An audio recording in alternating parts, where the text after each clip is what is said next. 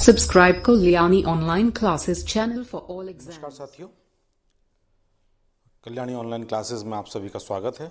मैं लोहांस कुमार कल्याणी पुनः एक बार आपके सबके समक्ष उपस्थित हूँ अपनी इस सीरीज जो हमारी स्पेशल एजुकेशन है इसका तीसरा पार्ट लेकर। दोस्तों, इस पार्ट में भी हम बात करेंगे 40 क्वेश्चंस पर जो स्पेशल एजुकेशन से संबंधित हैं। महत्वपूर्ण प्रश्न हैं, कुछ पिछली परीक्षाओं में आए जो प्रश्न पत्र हैं उनसे लिए गए हैं और कुछ जो बेहतरीन नोट्स हैं उनसे लिए गए हैं, लेकिन जो भी चीज़ें ली गई हैं स्त्रीकृत पुस्तकों से ली गई हैं और अच्छी किताबों से लिया गया है ये संकलन। और इस बात का ध्यान रखा गया है कि किसी क्वेश्चन का जो आंसर है वो गलत न हो। दोस्तों, जो मेरे लगातार वीडियो आ रहे हैं, आपका प्यार उन सभी वीडियो को मिल रहा है लगातार। मैं आप सभी को धन्यवाद देता हूं इसके लिए। दोस्तों, कुमार संजीव जी से बात हुई है, आप काफ़ी मेरे मित्रों की जो है मैसेज या कमेंट्स भी आ रहे हैं कि आप जो हैं हमें कुमार संजीव जी की पुस्तक नहीं मिल रही है। तो दोस्तों, मैं आपको बता दूं कि एक सप्ताह के अंदर अंदर बुक मार्केट में आ जाएगी और आपको मिलने लगेगी। आप निश्चिंत होकर उसको लीजिएगा, पढ़िएगा और मैं उम्मीद करता हूं कि आप लोगों के लिए काफ़ी मददगार ये किताब रहेगी। तो दोस्तों, बिना कोई देर किए हम अपना शुरू करते हैं आज का वीडियो। और हाँ, अगर आप मेरे चैनल पर नए हैं तो मेरे चैनल को सब्सक्राइब करें, अधिक से अधिक वीडियो को लाइक करें, शेयर करें और अपने साथियों को भी बताएं जो खासकर यूजीसी नेट की तैयारी कर रहे हैं, शिक्षा शास्त्र विषय से, या आगामी जो परीक्षा आने वाली है असिस्टेंट प्रोफेसर की, इसकी प्रिपरेशन कर रहे हैं, या इसके अलावा जो भविष्य में परीक्षाएं होंगी जो शिक्षा शास्त्र विषय से रहेंगी उनके लिए भी ये वीडियो जो है बहुत महत्वपूर्ण रहेगा। तो दोस्तों, आइए बिना कोई देर किए हम शुरू करते हैं अपना आज का वीडियो। दोस्तों, इस वीडियो में जो हमारा पहला प्रश्न है वह है सृजनशील बालक उपहारी बालकों से निम्न में से किस अर्थ में भिन्न होते हैं। क्वेश्चन एक बार पुनः देखें। जो सृजनशील बालक हैं वो उपहारी बालकों से निम्न में से किस अर्थ में भिन्न होते हैं। इसके हमारे ऑप्शंस हैं। पहला ऑप्शन है उनकी बुद्धि लब्धि 120 या इससे अधिक की हो, यह आवश्यक नहीं है। बी ऑप्शन है हमारा वे सारे क्षेत्रों में अद्वितीय होने के बजाय एक या दो क्षेत्रों में ही विशेष क्षमता दर्शाते हैं। सी ऑप्शन है हमारा उपरोक्त दोनों और डी ऑप्शन है सभी। तो दोस्तों, जो इसका उत्तर है वो सी ऑप्शन जो है इसका सही है। जो सृजनशील बालक होते हैं उपहारी बालकों से जो भिन्न होते हैं वो दोनों अर्थों में होते हैं। उनकी बुद्धि लब्धि 120 या उससे अधिक हो यह आवश्यक नहीं है और वे सारे क्षेत्रों में अद्वितीय होने के बजाय एक या दो क्षेत्रों में ही विशेष क्षमता दर्शाते हैं। ये पहला प्रश्न था। दोस्तों, आगे बढ़ते हैं अगले प्रश्न की तरफ। हम भारत में दृष्टिबाधित लोग वे होते हैं जिनकी दृष्टि 5/50 से भी कम होती है, 40 से कम होती है, उपरोक्त दोनों या उपरोक्त में से कोई नहीं। दोस्तों, इसका जो सही उत्तर है ए ऑप्शन 5/50 से भी कम होती है। उन्हीं लोगों को जो है दृष्टिबाधित लोगों में रखा जाता है। अगला प्रश्न देखते हैं। यदि किसी की दृष्टि 3/60 हो तो वह होगा। ए ऑप्शन है 75% दृष्टिहीन, बी ऑप्शन है 50% दृष्टिहीन, सी ऑप्शन है 20% दृष्टिहीन या उपरोक्त में से कोई नहीं। तो दोस्तों, जो इसका सही उत्तर है वह है ए 75% दृष्टिहीन वे व्यक्ति कहलाएगा जिसकी दृष्टि जो है 3/60 हो, इस प्रकार का व्यक्ति।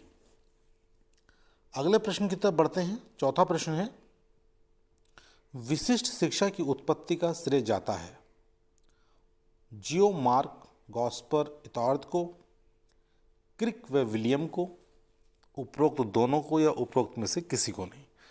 तो दोस्तों, जो विशिष्ट शिक्षा की उत्पत्ति की बात करें, जो इसका श्रेय जाता है वो जियोमार्क गॉस्पर को जाता है, जियोमार्क गॉस्पर तार्त।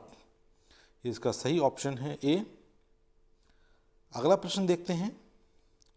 विकलांग बालकों का पहला पब्लिक स्कूल रिवोल्ड ने न्यूयॉर्क में खोला सन 1930 में, सन 1834 में, सन 1958 में या सन 1910 में।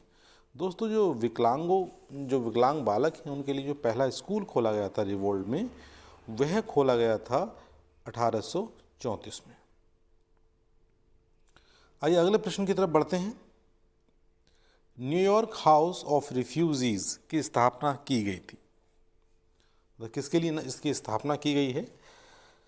अपराधी बालकों के लिए, नेत्रहीन बालकों के लिए, उपहारी बालकों के लिए या उपरोक्त में से कोई भी नहीं। तो दोस्तों, जो न्यूयॉर्क हाउस ऑफ रिफ्यूजी है, जो इसकी स्थापना की गई थी, वह जो अपराधी बालक थे उनके लिए इसकी स्थापना की गई थी। इसलिए इसका जो ए ऑप्शन है वह ऑप्शन ठीक है। अगला प्रश्न देखते हैं। नेत्रहीनों के लिए न्यू इंग्लैंड एजुलियम की स्थापना की गई थी 1834 में, 1829 में, 1931 में या 1910 में। दोस्तों, जो नेत्रहीनों के लिए स्थापना की गई थी न्यू इंग्लैंड एजुलियम की, वो स्थापना की गई है 1834 में। 1834 में इसकी स्थापना हुई। दोस्तों, अगले प्रश्न की तरफ बढ़ते हैं। सिजुइन की पुस्तक idiocy and its treatment by psychological methods प्रकाशित हुई थी सन 1836 में, सन 1846 में, सन 1931 में या सन 1854 में। दोस्तों, जो सिजुइन की पुस्तक है idiocy and its treatment by psychological methods, इस जो पुस्तक का प्रकाशन वर्ष है वह है सन 1854।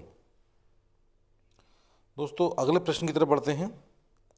मानसिक विकलांगता बालकों के लिए अमेरिका में अमेरिकन एसोसिएशन ऑफ इंस्ट्रक्शन की स्थापना की गई थी 1876 में, 1966 में, 1870 में या 1881 में। तो दोस्तों, जो मानसिक विकलांग बालकों के लिए अमेरिका में जो अमेरिकन एसोसिएशन ऑफ इंस्ट्रक्शन की स्थापना की गई है वह 1876 में की गई थी। अगला प्रश्न देखते हैं। अमेरिका में विकलांग बालकों के लिए चिल्ड्रन ब्यूरो की स्थापना की गई। कब की गई है? 1880 फर्स्ट ऑप्शन है, बी ऑप्शन है 1912, सी ऑप्शन है 1934 और डी ऑप्शन है हमारा 1910। तो दोस्तों, अमेरिका में जो विकलांग बालकों के लिए चिल्ड्रन ब्यूरो की स्थापना हुई है वह हुई है सन 1912 में। अगला प्रश्न देखते हैं। लुई ब्रेल ने ब्रेल लिपि की खोज की 1829 में, 1781 में, 1956 में या 1921 में। दोस्तों, जो लुई ब्रेल ने जो ब्रेल लिपि की खोज की थी वह की थी सन 1829 में। अगला प्रश्न देखते हैं। माध्यम स्तर 50 से 75 IQ के मानसिक विकलांग बालकों को, ऑप्शंस हैं हमारे, नियमित स्कूल व कक्षाओं में शिक्षा नहीं दी जा सकती, तकनीकी कौशल पर आधारित शिक्षा दी जानी चाहिए, कक्षा 10 तक की शिक्षा दी जा सकती है यद्यपि इसमें समय अधिक लगेगा। उपरोक्त सभी। तो दोस्तों, जो बच्चे मध्यम स्तर के होते हैं जिनकी IQ 50 से 75 तक की होती है, इस प्रकार के जो मानसिक विकलांग बालक होते हैं उनके लिए ये ऑप्शंस इसमें दिए गए हैं चारों। नियमित स्कूल व कक्षाओं में शिक्षा नहीं दी जा सकती, तकनीकी कौशल पर आधारित शिक्षा दी जानी चाहिए, कक्षा 10 तक की शिक्षा दी जा सकती है, यद्यपि इसमें समय अधिक लगेगा। तो दोस्तों जो इसका डी ऑप्शन है उपरोक्त सभी, ये इसका सही ऑप्शन है। ऐसे जो बालक होते हैं उनको जो है तकनीक आधारित शिक्षा दी जाए और नियमित कक्षाओं में शिक्षा न दी जाए। अगर अलग से देंगे तो जल्दी हमें रिजल्ट मिलेगा। इसी के साथ दोस्तों हम अगले प्रश्न की तरफ बढ़ते हैं। एडुकेबल मेंटली रिटायर्ड EMR के लिए उपयुक्त शिक्षण विधि है। ध्यान रखिएगा दोस्तों, एडुकेबल मेंटली रिटायर्ड EMR के लिए उपयुक्त शिक्षण विधि है क्रिया द्वारा सीखना, अर्थ एकीकृत कक्षाओं में पढ़ाना, शिक्षण सामग्री का व्यवहारिक जीवन से जोड़ना तथा इकाई शिक्षण विधि।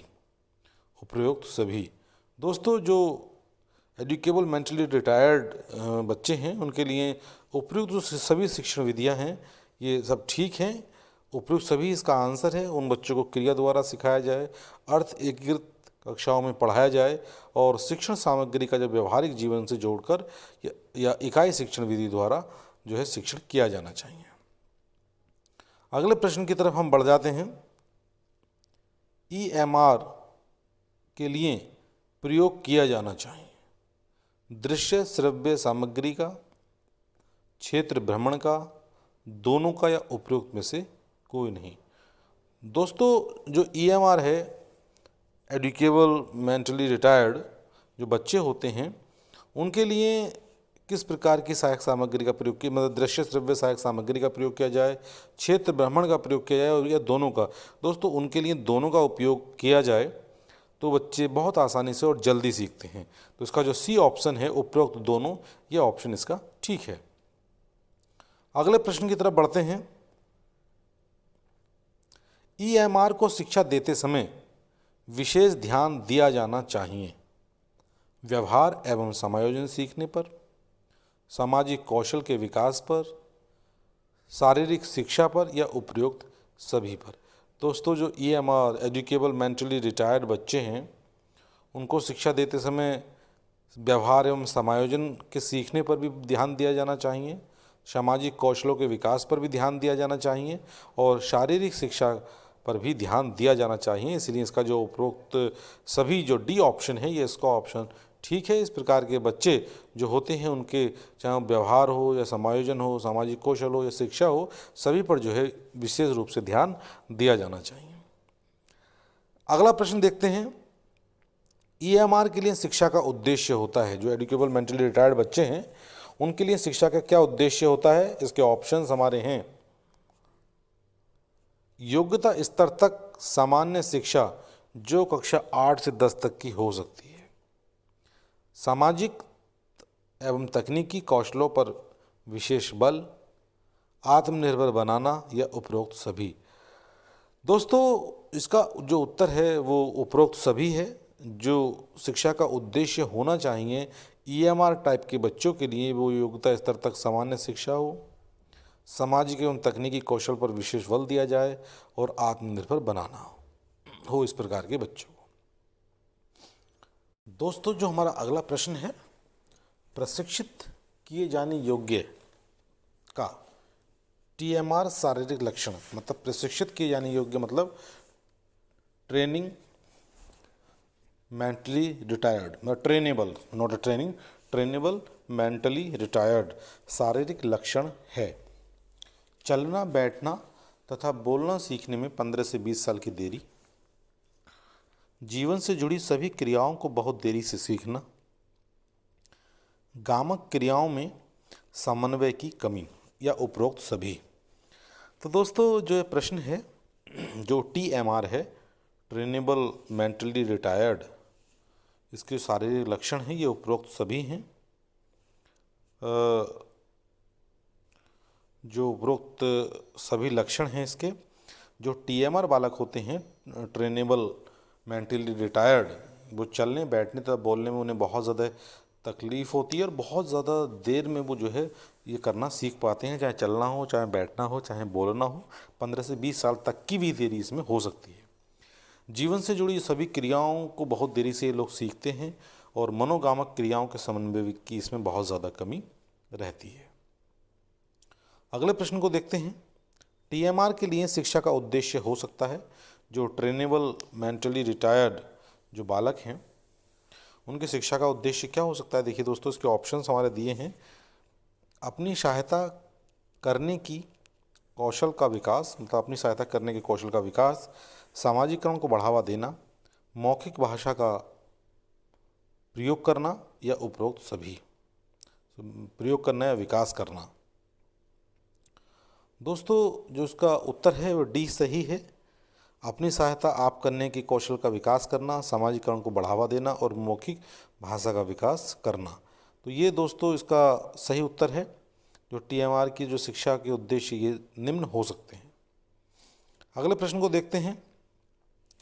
ईएमआर को पहचाना जा सकता है बुद्धि परीक्षण के द्वारा, व्यवहार परीक्षण के द्वारा, उपरोक्त सभी के द्वारा या उपरोक्त में से कोई नहीं।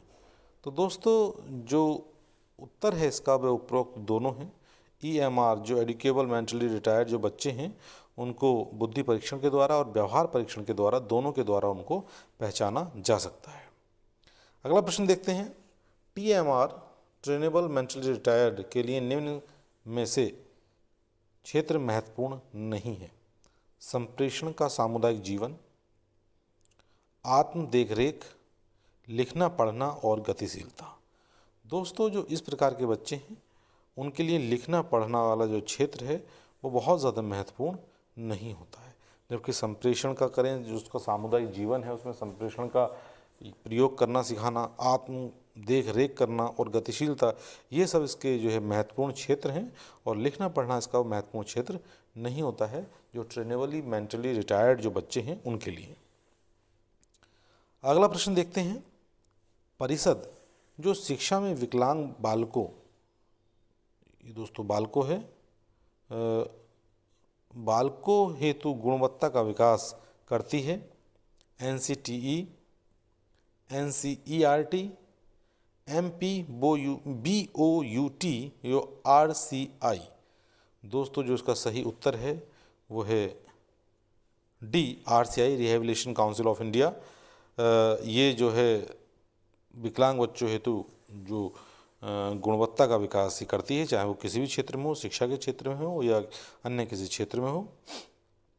अगला प्रश्न देखते हैं। निम्नलिखित में से किस वर्ग के बच्चों को सांकेतिक भाषा प्रशिक्षण की आवश्यकता होती है।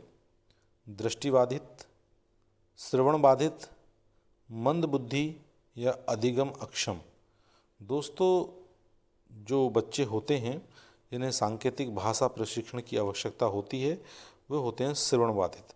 वे बच्चे जो सुन नहीं पाते हैं, जो हियरिंग इम्पेयर्ड बच्चे होते हैं, जो इस कैटेगरी के बच्चे होते हैं उनको जो है प्रशिक्षण की आवश्यकता होती है, जो सांकेतिक भाषा प्रशिक्षण, उसी के माध्यम से वो अपनी बात कह पाते हैं और समझ पाते हैं। अगले प्रश्न की तरफ बढ़ते हैं। निम्नलिखित में से आईईपी शब्द विस्तार है। इसके ऑप्शंस हैं हमारे integrated educational plan, individualised educational plan, independent educational plan या उपरोक्त में से कोई भी नहीं। तो दोस्तों जो आईईपी का है, शब्द का जो विस्तार है, वो हमारा बी ऑप्शन ठीक है। इसके अंदर इंडिविजुअलाइज्ड एजुकेशनल प्रोग्राम इसका सही ऑप्शन है। अगले प्रश्न की तरफ बढ़ते हैं। फेनिलकीटोन्यूरिया किस प्रकार का रोग है। दोस्तों जो फेनिलकीटोन्यूरिया जो रोग है इसके हमारे ऑप्शंस दिए हैं। अल्पता रोग, डिफिशियंसी डिजीज, या चयापचय विकृति, मेटाबॉलिक डिसऑर्डर, वायरस जनित रोग, वायरल डिजीज़ या बैक्टीरिया जनित रोग, बैक्टीरिया डिजीज़। तो दोस्तों जो इसका सही उत्तर है वो है मेटाबॉलिक। जो मेटाबॉलिक डिसऑर्डर की वजह से जो है ये फेनिलकीटोन्यूरिया जो रोग होता है वो चयापचयक विकृति मतलब मेटाबॉलिक डिसऑर्डर के कारण ये रोग होता है। अगला प्रश्न देखते हैं। नेशनल ट्रस्ट अधिनियम में कौन कौन सी विकलांगता निहित है। हमारे उत्तर हैं इसमें स्वपरायणता ऑस्टिज्म, प्रमस्तिष्क घात सेरेब्रल प्लेसी, बहुनिसक्ता मल्टीपल डिसेबिलिटी या उपरोक्त सभी, all of the above sorry. दोस्तों जो इसका सही उत्तर है, जो नेशनल ट्रस्ट अधिनियम में कौन कौन सी विकलांगता निहित हैं, तो ये तीनों विकलांगताएं स्वपरायणता, प्रमस्तिष्क घात और बहुनिसक्ता, ये जो है तीनों जो है इसके अंदर निहित हैं। अगला प्रश्न देखते हैं, समावेशन के पूर्व शर्त क्या है? बच्चे की तैयारी, स्कूल की तैयारी, अभिभावकों की तैयारी या उपरोक्त सभी। तो दोस्तों जो इसका सही उत्तर है वह उत्तर है डी, समावेशन से पूर्व बच्चों की तैयारी हो, स्कूल की तैयारी हो, अभिभावकों की भी तैयारी हो, तभी जाके हम समावेशन कर सकते हैं। इधर बढ़ते हैं दोस्तों, विकलांग बच्चों के लिए समेकित शिक्षा योजना किस मंत्रालय द्वारा क्रियान्वित किया जाता है? समेकित जो शिक्षा है एचआरडी के द्वारा, एमएचआरडी के द्वारा, एमओएसजेई के द्वारा, लेबर मिनिस्ट्री के द्वारा या उपरोक्त में से कोई नहीं। दोस्तों जो विकलांगों के लिए समेकित शिक्षा योजना जो होती है वो एमएचआरडी के द्वारा होती है, ministry of human resource and development. दोस्तों आपको पता होना चाहिए कि इसका नाम बदलकर शिक्षा आयोग कर दिया गया है, तो इसको भी आप ध्यान रखेंगे। अगले प्रश्न की तरफ हम बढ़ते हैं,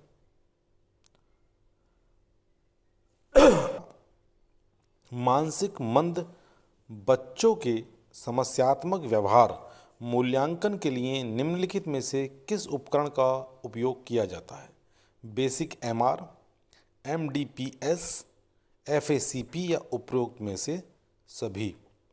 दोस्तों जो मानसिक मंद जो समस्यात्मक व्यवहार मूल्यांकन के लिए जो उपकरण दिए हैं, इसमें बेसिक एमआर हुआ, एमडीपीएस हुआ या एफएसीपी हुआ, सभी का यूज इसके अंदर किया जाता है। अगले प्रश्न की तरफ बढ़ते हैं, डिस्लेक्सिया एक प्रकार का है विकासात्मक अधिगम अक्षमता, डेवलपमेंटल लर्निंग डिसेबिलिटी, अकादमिक अधिगम अक्षमता, एकेडमिक लर्निंग डिसेबिलिटी, कार्यात्मक अधिगम अक्षमता, फंक्शनल लर्निंग डिसेबिलिटी या ऑल ऑफ दीज। तो दोस्तों जो सही उत्तर है इसका वो है अकादमिक अधिगम अक्षमता, एकेडमिक लर्निंग डिसेबिलिटी है जो डिस्लेक्सिया है। अगला प्रश्न देखते हैं जो है हमारा, जब टाइम आउट नीति का प्रयोग हो तो बच्चे को रखना चाहिए एक अंधेरे कमरे में, एकांत में, कक्ष के मध्य में या कक्ष से बाहर। तो दोस्तों जब भी टाइम आउट नीति का प्रयोग बच्चे के साथ किया जाना चाहिए, जो स्पेशल चिल्ड्रन हैं, तो उनको एकांत में रखा जाए, ना ही अंधेरे कमरे में रखा जाए, ना ही कक्षा के मध्य में, ना ही कक्षा से बाहर, उसको बिल्कुल एकांत में रखा जाए।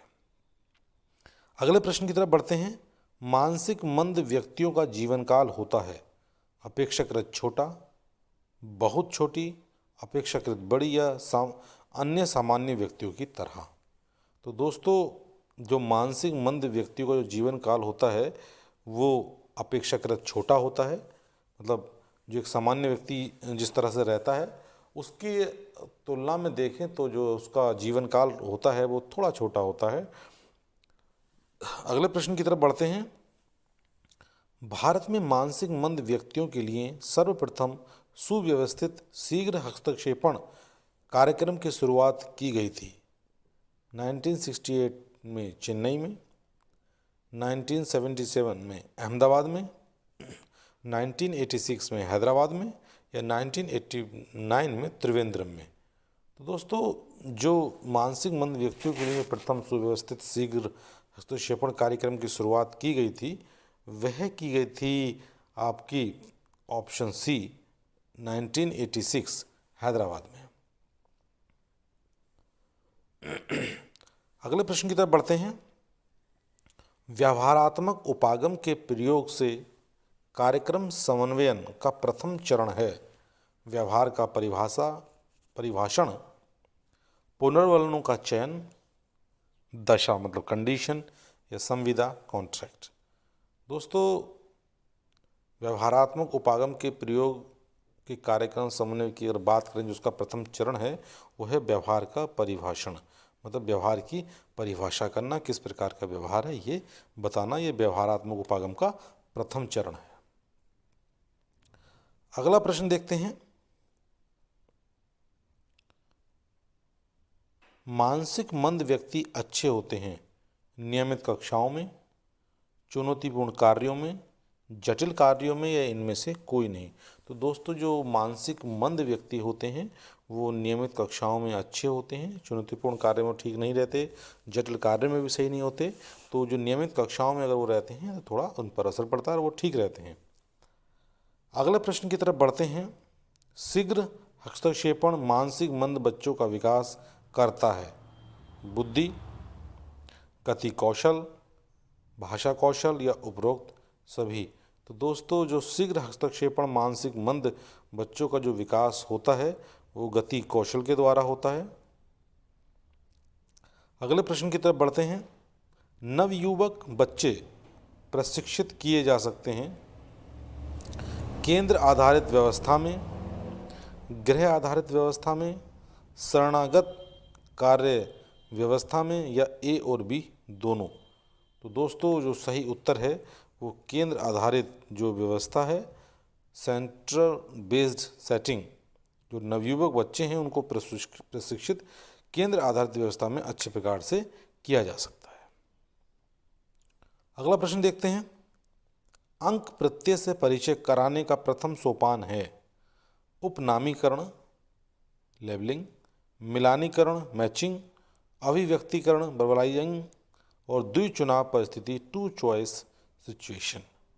तो दोस्तों, अगर हम बात करें अंक प्रत्यय से परिचय करने का प्रथम सोपान, तो उसका जो प्रथम सोपान है वो है अभिव्यक्तिकरण, वर्बलाइजिंग, मतलब किस प्रकार अभिव्यक्त किया जाए, ये जो है अंक प्रत्यय का प्रथम चरण है या प्रथम सोपान है। अगला प्रश्न देखते हैं, अधिगम प्रक्रिया का अंतिम सोपान है अधिग्रहण, अनुरक्षण,